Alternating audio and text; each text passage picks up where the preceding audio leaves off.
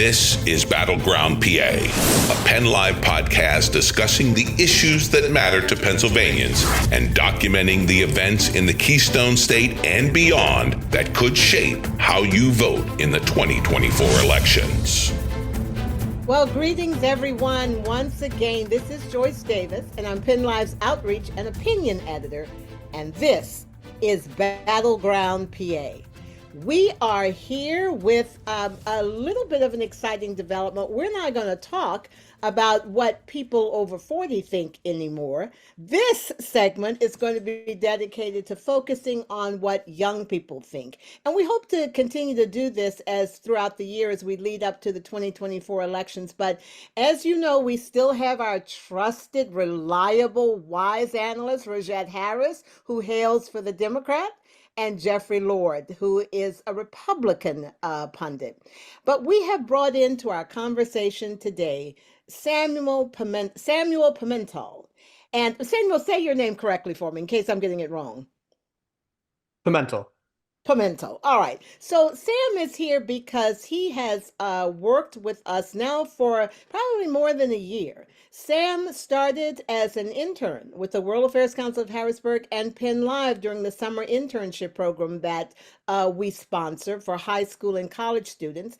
But Sam refused to leave. He said, I still want to continue to engage on politics and civic affairs. And so he is now doing a Next Gen PA podcast in which young people, including Michelle Angert, the program director, who's pretty young herself, they hold forth, along with Kennedy Holt was another young lady who's a student at Shippensburg.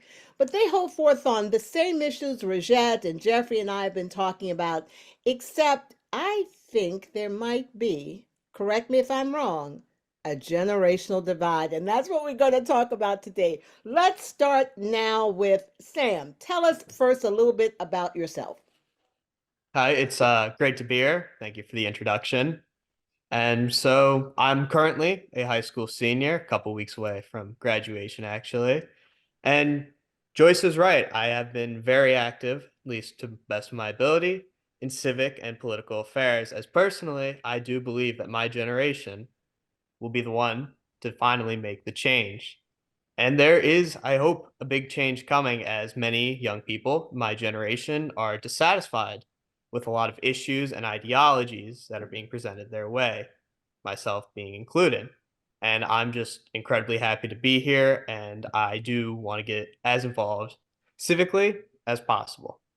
Well, great. Thank you. And as you can see, you see why we brought Sam into this, because he has no problem speaking his mind and he speaks it very clearly. So Rogette and Jeffrey, I'm going to ask you guys, I mean, one of the things he brought up here was let me just not be too blunt, but I think I will. It sounds like the young people are fed up with us.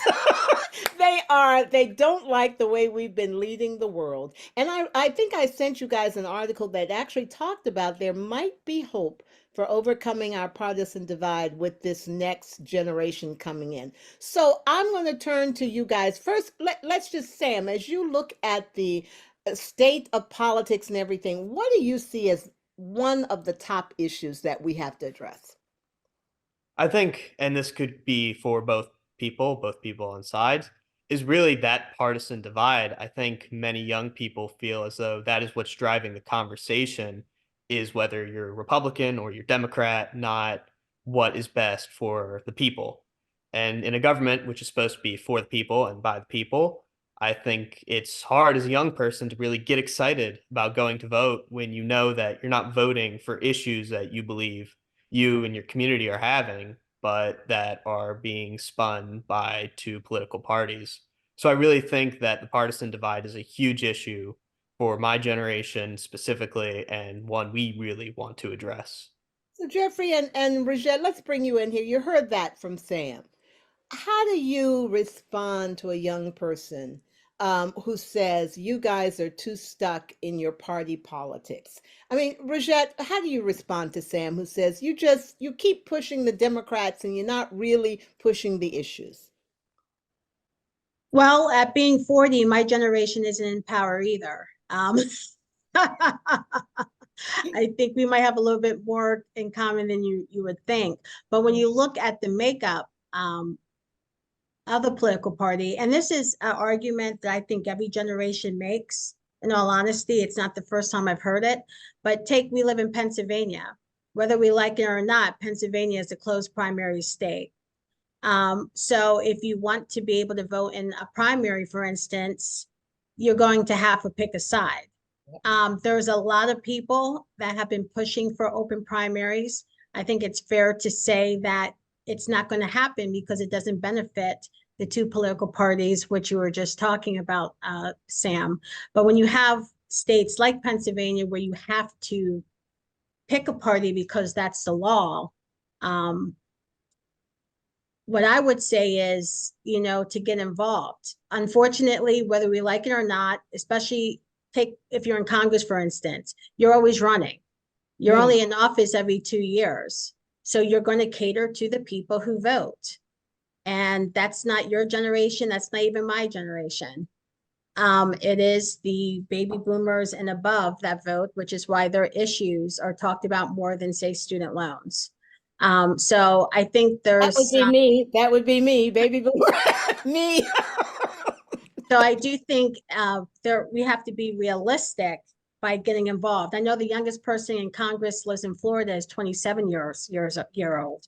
So we do see our lieutenant governors in his Lieutenant Governor Austin Davis is in his early 30s. So you are starting to see younger people get in elected positions to be able to make those policy changes. But unless you get involved, it's going to be difficult to do that. Jeffrey, I think we forget. I mean, Rogette holds her own here, and she offers such deep and pithy comments that we forget she's pretty young.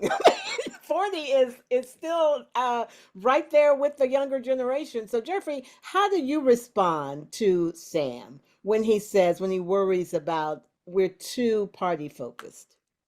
Well, I think, with all due respect, this has been going on forever and a day. I have two favorite quotes I'd give to you. One is from Robert Kennedy. This would be Robert Kennedy Sr., the father of the current Robert Kennedy. He said that youth is not a time of life, it's a state of mind.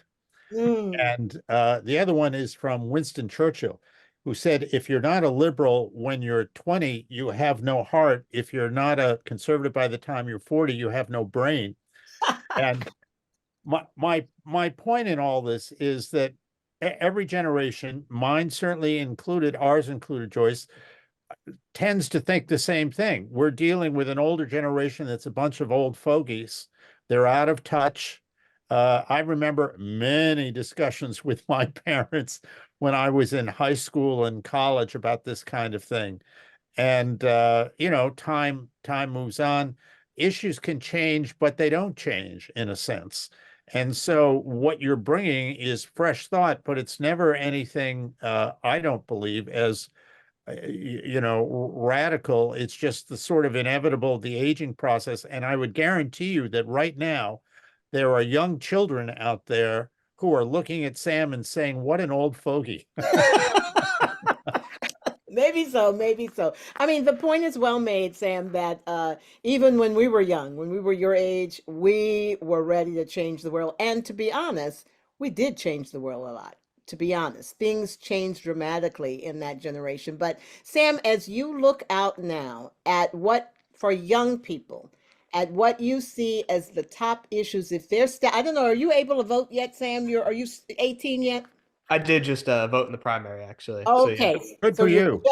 You're just voting. So as a young voter, as a new young voter who's headed off to college, if you had to pick for your generation what the top 3 issues are heading into the November elections, let's go at the national level. We won't go at the local level. Let's go at that. What would you say those 3 issues are for you as a young person? For me, as a young person, I believe this would be true for many in my generation. Number one, the student debt crisis we are having. Many students are going into large sums of debt, and unfortunately, many are not coming out with jobs that will be sustainable enough to pay that debt. 2, I think we have to look at is the mental health crisis among my generation, as we are having higher rates of diagnosed mental health issues than those before. the causes, while it could be blamed on COVID and many other factors, it's still an issue and I think still needs to be addressed. Now, the third factor, which I believe is harming my generation, is also the housing crisis that we're having. Many young people who are either coming out of college or are looking to work at 18 and live on their own are unable to afford a home by themselves, whether this is rental or buy, due to the fact prices have skyrocketed in the past 4 years since after COVID. And many people, I think, are worried that they won't be able to afford a home or even be able to buy a home in their lifetime. And I think that's very concerning when you add student debt and either potential housing debt together.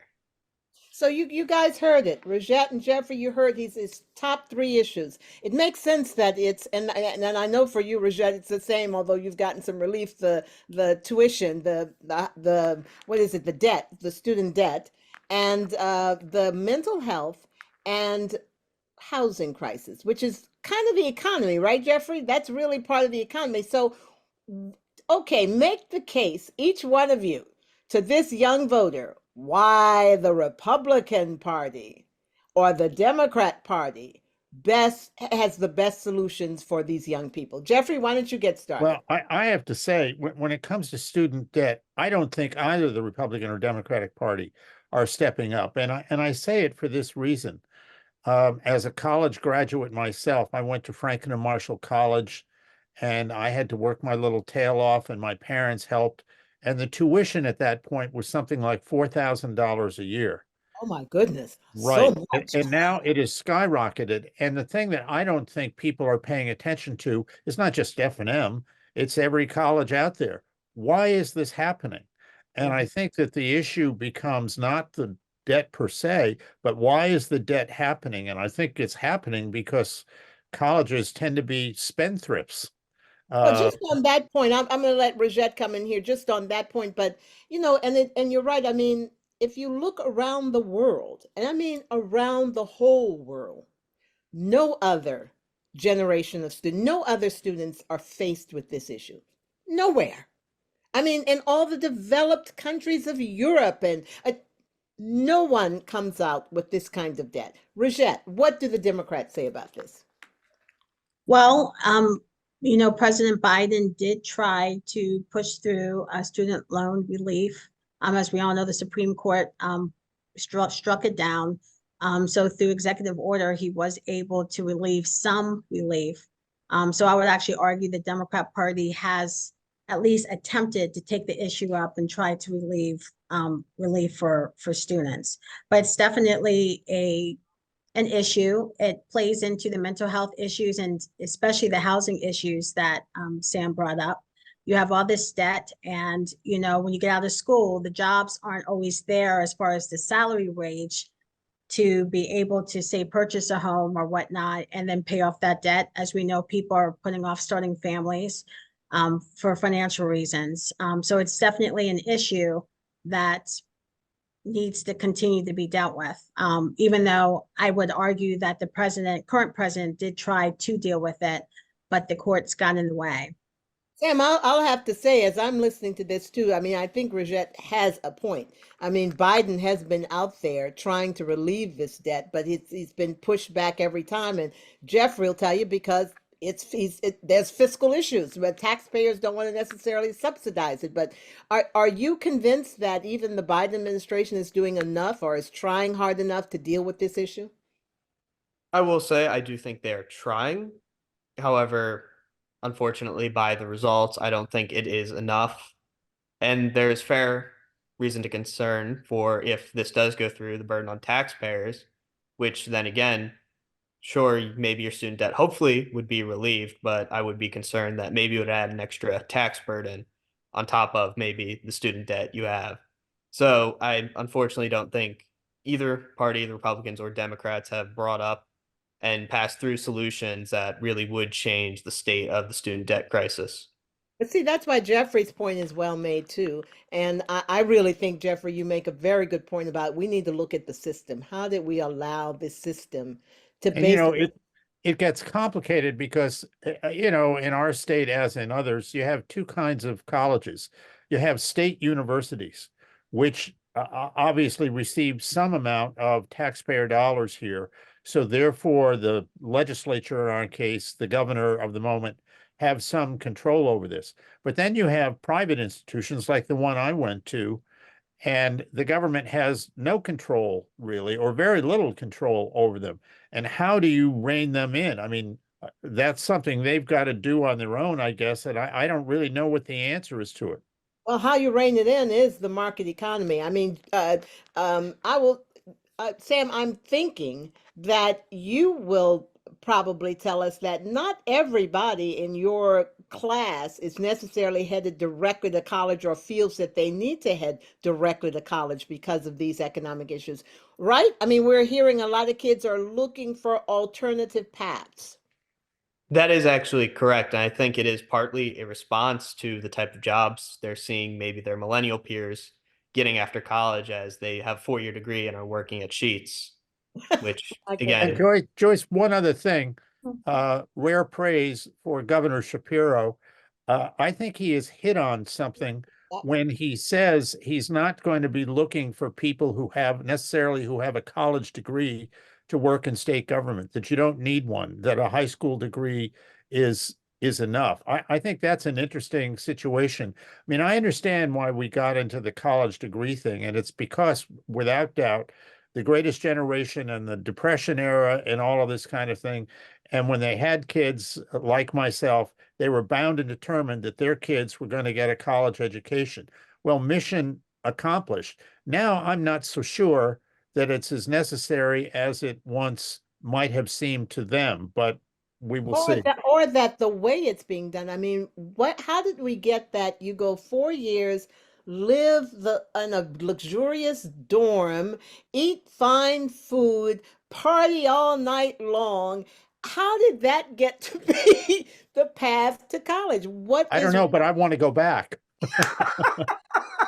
You're looking forward to it, huh, Sam? I am very much. Although I will say, luxurious dorms and fine food, that I think that depends institution to institution. Yeah, I would agree with Yes. would agree with that too. But that's part of the issue that so many of the colleges have put so much money into buildings, dormitories, field houses, and all of that. And that's where a lot of the price hikes are coming. I guess as you're looking at it, Sam, if you were to say amongst just your friends, what percentage really are good? Because you're probably a good academic group of people that you are around. What percentage is actually going to take the traditional route and go on to college like you are? And what percentage and what are the other things that they're thinking of doing? Honestly, with my group of friends, I'd say it's almost a 50-50 split. Maybe you could say 65 to college, but many are looking at trade schools as these are shorter, cheaper programs, which actually I know if I have a friend going out to Pittsburgh to study aviation repair, and he could come out with a higher paying job than say me if I study political science. Right. So you have people taking that route, and then you also have the military route as well, which has been a route for a while. And I think many people will choose that, unfortunately, not because obviously I think serving, if you want to serve, that is absolutely a route you should take. But I think many people are so scared of debt that they join the military just for the college benefits, Mm. which I do think is unfortunate, as serving should be something you want to do. You should do it because you love your country, not because you're afraid of debt. However, the trade school route is definitely a more popular route than I think it was in generations past, and could help. I mean, we could see a lot of six-figure making people who only went to college or community college for a year. And is there something Joyce, wrong with Hey, going back? can I just say Yeah, something go real ahead. quick? Go ahead, Rogette. That's what kind of concerns me the most, though. Like, if you want to go to a trade school, you should obviously go. As you mentioned, you can make more money, but I don't think it's fair that we're in a situation that only I don't want to say kids because at 18 you're not a kid, but young adults that come from more wealthy families are the only ones that are going to be able to go to college. That's where I think we're Absolutely almost right. going to. And then when you get into race, gender, I mean, let's be honest, depending on your background, you're already at a disadvantage. Right. You know, as a Black woman with 2 master's degrees, I still have the potential to make less than a white male with a high school diploma, depending on what field we're in, because of the way this country is. There is no equity. So there's other factors to take into consideration too. But I don't want people to not go to college because they don't come from a wealthy family. And again, And I'm not that's where we're against, going. And I and think that needs to be looked at. you're right, the Joyce, economic divide. Yeah, go ahead, Jeffrey. a few years ago, at one of our American Spectator dinners, we has as a guest of honor, and sadly I can't remember his name, but you guys, some of you would know who I mean. He was an actor who played Cliff in the mailman in the Cheers TV series, and it was a very interesting conversation because he said he was going out of his way. He thought that too many people were obsessed with having college degrees and that not enough people understood the importance of going to trade school. And he said, you know, we need electricians, we need plumbers. They're paid pretty well. So he was personally making an effort to set up some sort of situation where kids could get to trade school instead of going off to college. I thought, you know, that's a pretty interesting thing because, of course, it's true. You have a problem with the plumbing in your house. You don't need somebody who's got 6 degrees. And Right. yet, But one of the great things about college is that it does teach you how to think, so to speak. You know, you get exposed to so much literature, philosophy, all of the things that really make you a much more well-rounded, open-minded person is what the argument might be. But maybe there are other ways to do that, other than just 4 years the traditional way. And that's what I think we're hearing, that this next generation may be exploring some alternatives. But let's Yes. move on to the mental health thing, because Sam, let's delve into that a little. What do you think, if you're looking at what you'd want to hear from candidates about the mental health crisis, what would that be? What would resonate with you? Because I'm not hearing it anyway with any of the candidates. I definitely agree with that. I don't think we've seen any major candidates really platform on mental health. And I do think what my generation wants to hear is that they will have more individual focus for people, as mental health is both a personal issue and a societal issue. I mean, other people can be affected by somebody's lack of mental health, as unfortunately, we've seen a lot of school shootings. Many people who tend to be the shooters have mental health issues. And I think that, people just want to see resources being diverted, as it's not just a personal thing, it's a public safety issue. And I think that's really important, is maybe also a funding, whether it be insurance wise, if there were to be somebody platform on adding mental health to insurance, making that mandatory. I think a lot of young people would be happy to hear that, so them and their peers could get the care they need. So you guys see why I brought Sam here. You see how, I mean, how he really is grappling with the major issues. But Rogette, this does get to the healthcare issue that the Democrats actually are pretty strong on, right? Because you first have to have healthcare before you can have mental health care. yes, and that's something the Democrats have done, specifically with mental health care, for instance. You know, if you need a prescription, if you're depressed or something of the sort, under President Biden, prescription drug costs have come down. That's something that he and the Democrats can say has occurred. Obviously, we have expanded healthcare, being able to have access to it. Something else that has happened under the Biden administration that I don't think is promoted enough, but something that we need to speak more of, is we have even expanded healthcare, as far as mental health care access in schools, where students are able to get mental health care help, and the school's able to bill Medicaid versus going to that student or to that family who may or may not be able to afford it. So those are just a couple of things that I know for a fact that President Biden and the Democrat Party has done to try to expand healthcare services. Jeffrey, where are the Republicans on this issue? What are your thoughts on that? Well, I frankly don't think enough attention has been paid to this. And I don't know if you guys are familiar with the actor Steve Buscemi, who's been in all sorts of movies and things over the years. Well, the big story out of the New York papers in the last 24 hours or so is, and he's not like, one of these actors who's instantaneously recognizable. So it wasn't because of, who he was, but he's just ambling along some street in Manhattan, and some guy out of the blue comes up to him and sucker punches him right in the face and Oh, yeah, clobbers that's happening. Yeah, I've saw him. that. Yeah. And you got to say to yourself, why is this guy on the street? How did it? They've got a picture of him. I guess he's been arrested, or they were looking for him. They now know who it was. But I'm thinking, what goes on? How can somebody like that, who's obviously got some sort of problem, be out roaming the streets? I don't care whether it's New York or Harrisburg. Yeah, yeah. This is not good, and something needs to be done about it. Yeah, because we're all vulnerable to someone like that. But Yes. let me you raised the other issue that I think we have to touch on at least, and that is school shootings. And I'm wondering how prescient is this issue for young people? I mean, how important is this whole thing about guns and all of that? Well, how young people debating that? Because there's also the access to guns their constitution allows and all of that. So how do you guys debate that? Well, I think many people have debated the solution. There are many people of my generation on the side that it's the gun's fault and the person's fault. I don't think anybody in my generation is denying that it's a mental health issue. It's just the debate of whether the guns are to blame or not as well. So I think that's the debate. And unfortunately, it's become a common part of our sort of the way we speak. I mean, many people, and I'm not saying this to hurt or discredit anybody, but I mean, they joke about it because it's just such a common affair that it's almost seen as just a background thing. And I think that's a problem, that it's so common that we're almost desensitized to it. I mean, that's a very scary thought. Jeffrey and Rogette, do you say we're leaving our young people in debt?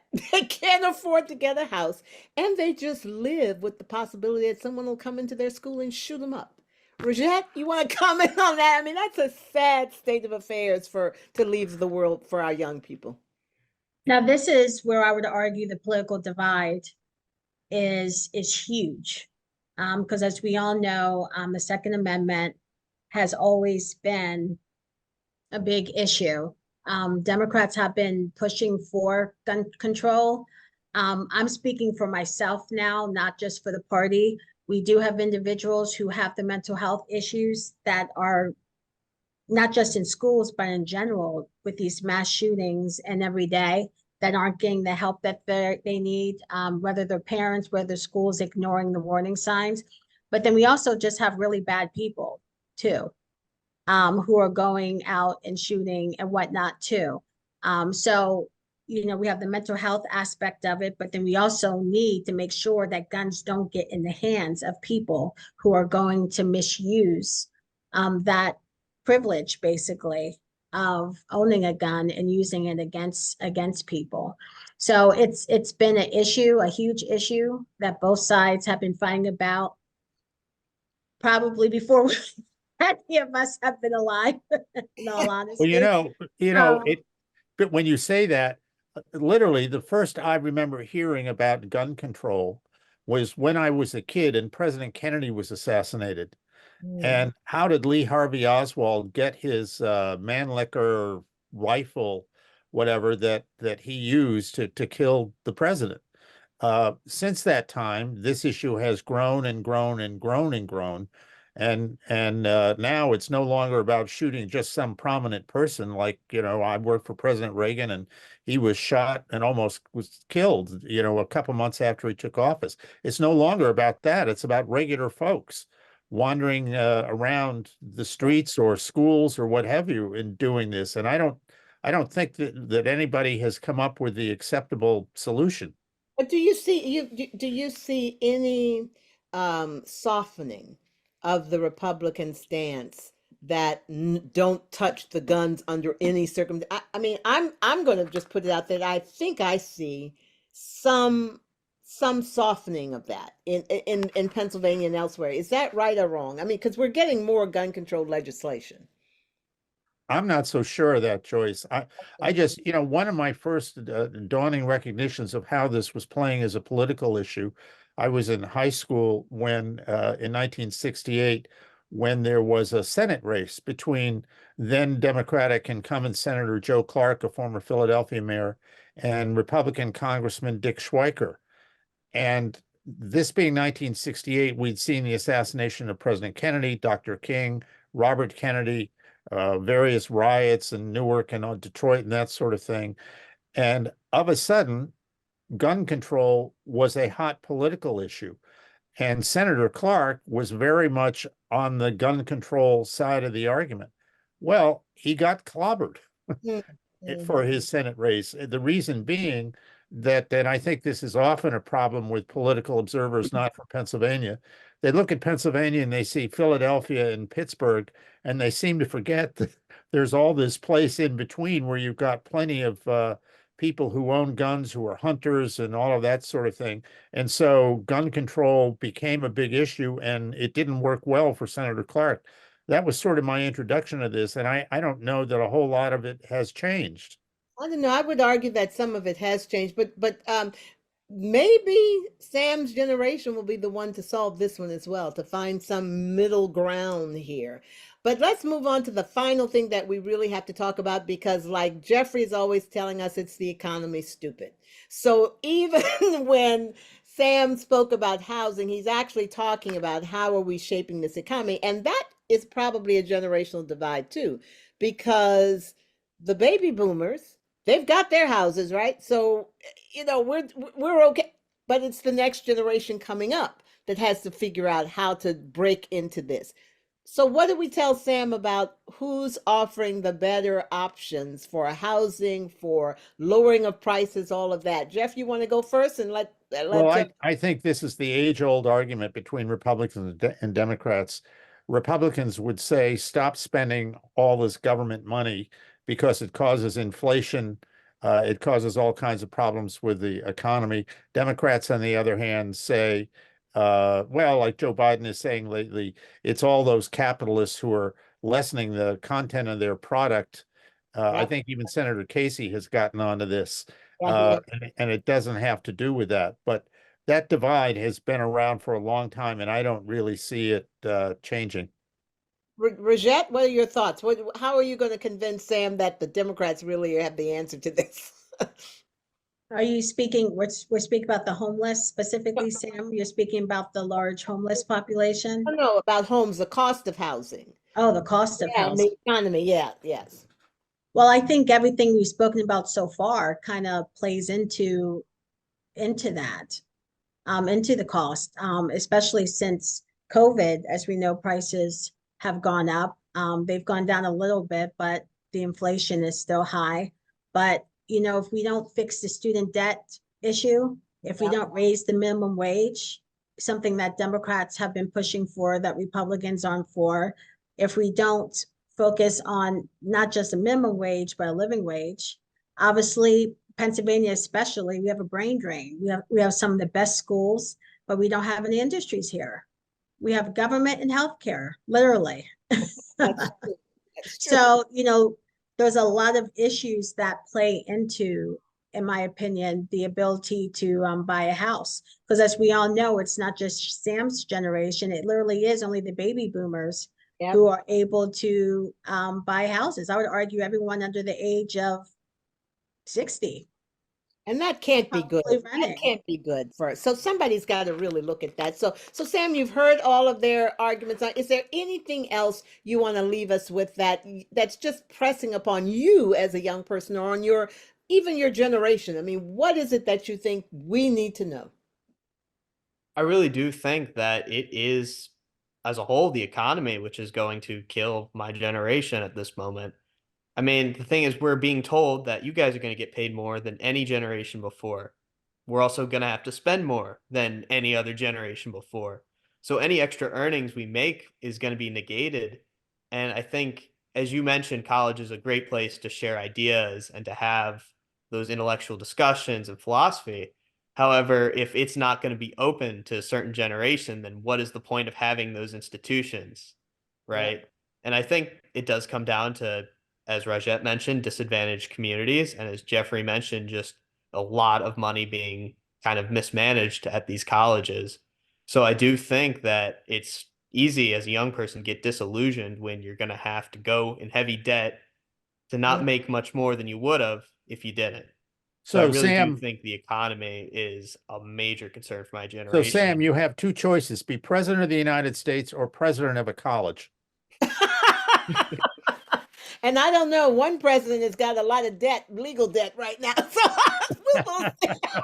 Touche, right there. But anyway, listen, Sam, thank you for joining us. You have really shed some light, I think, for us on how we also need to be speaking, how the politicians need to be speaking to the next generation that's coming up, because we have these issues, you're right, have not been center stage, and they need to be. So we're going to invite you back. This is not the last time you will be on Battleground PA, but we thank you for being here. And Rogette and Jeffrey, anything you guys want to leave as we sign off?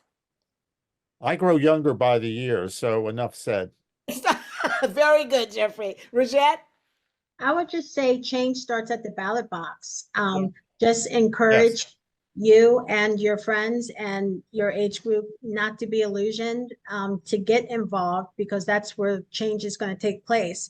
One of the things I always admired about the protests and the civil rights movement is because as those leaders were marching and protesting, they were still at the White House getting the policy through. You need them both. So I would just encourage this generation to learn the lessons from the past so you can move even further. And Joyce, one thing I would add, in all seriousness, I watched the Trump rally in Wildwood, New Jersey the other day. I mean, 100,000 people is the estimate of how many people were there. My point is, whether it's Trump or anybody else, it does seem to me like the American people are paying attention.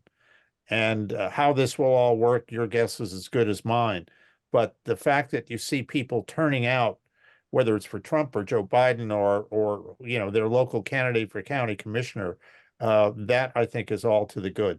It is to the good, and yet I know there is concern about whether the young people Sam's age actually are taking. I mean, Sam is. We know he's engaged, but are they really going to turn out to those polls and vote? So we're going to depend on you, Sam, to get that word out and to inspire, keep inspiring your friends, and be out there not only engaged and helping and volunteering, but going to those polls or writing or mailing it in. Both are good. So with that, I'm going to thank everyone, and we will see you again very soon on Battleground PA. Bye-bye, everyone. Bye-bye. Bye-bye.